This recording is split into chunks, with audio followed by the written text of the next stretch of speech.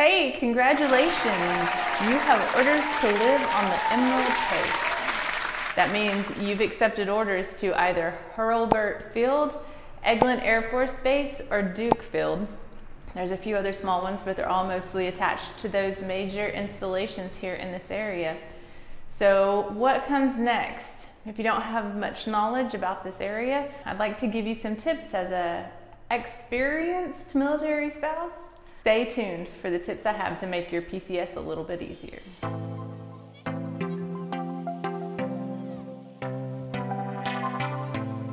Hi, I'm Stephanie Lankowski, and I sell residential real estate in Destin, Florida with Taylor Allen Properties and Jennifer Kneppley.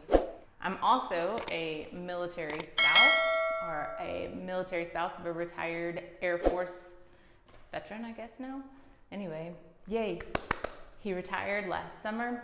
So I'd like to give you some of my expert tips as we have PCSed into this area 3 times, and I feel like I have some information I can share.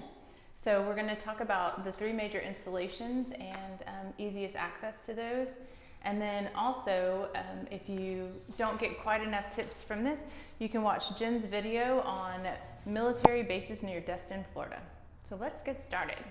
Here we go. Tip number 1 is if you're moving to this location, you need to stop everything that you're doing right now and make a TLF reservation. You may not know it, but you're moving to one of the best beach vacation in the USA destinations. And you're likely to be moving here at the peak of tourist season, AKA summertime. You're not gonna have a place to stay. So there is TLF on both Eglin Field and Eglin Air Force Base and Hurlburt Field, but they book up very quickly. You can always find a condo. I like that when we did that one of our times. We stayed for about 2 weeks on a condo on the beach. That was really nice vacation, but it wasn't long enough. We had to find an extended stay somewhere. So if you're not comfortable with buying a home without seeing it, buying it over the internet, which we're happy to help with here, but you want to put eyes on, hands on, you may want to consider getting an apartment.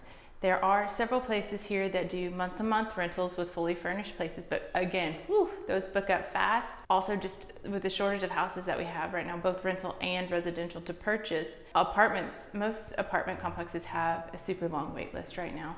So if it were me, and this is how I did it last time, man, I'd call up a couple of apartment complexes and get my name on the waiting list. Even if it's not a furnished apartment, you can rent furniture. Again, I ended up doing this last time, and it was a good resource. Just know your TMO timeline of how long they will hold your household goods. It's typically 90 days, but you certainly want to make a plan for that if you're going to be renting furniture. So again, stop what you're doing. Nothing else matters. You need somewhere to land. You need a landing place to be in the Emerald Coast. Tip number 2 is let's learn a little bit about the 3 installations and the gate access points to how you're going to get on those bases and what you might need. All 3 bases, that's Hurlburt Field, Eglin Air Force Base, and Duke Field, are really not that far apart. They're all about 12 to 13 miles apart from one another, but I am going to just be honest with you and tell you to prepare for a thing called traffic. It is a way of life here, and no matter where you are, you're going to deal with some aspect of traffic on your commute to work or your errands to one of the bases, primarily Hurlburt or Eglin. And specifically, Highway 98 running from Navarre into Destin is going to get pretty heavy traffic. There's always going to be daily traffic, and it will intensify with our tourist season and holidays, especially as you come into Destin. It'll get heavier and heavier, but there's always a little bit of traffic around the gate that I'll tell you about onto Hurlburt off of 98. And then also going from I-10 down 85 and or 85 back up towards Crestview, it's just become a really big popular area to live. It's affordable living, and there's going to be typical traffic on your commute home from that. But then there's also, it's a dangerous road. It's a hard road to drive, and there's a lot of accidents. So those are two things to be aware of. But let's get into a little bit about where you're gonna work and how you're gonna get on that base, because the bases are huge and the access gates to those bases are far and wide from one another, and they take time. Hurlburt Field has two entrance gates.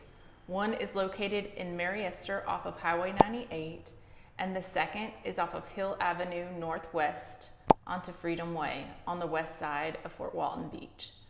Hurlburt has a small commissary, BX, shopette, and their hospital services are primarily for active duty members.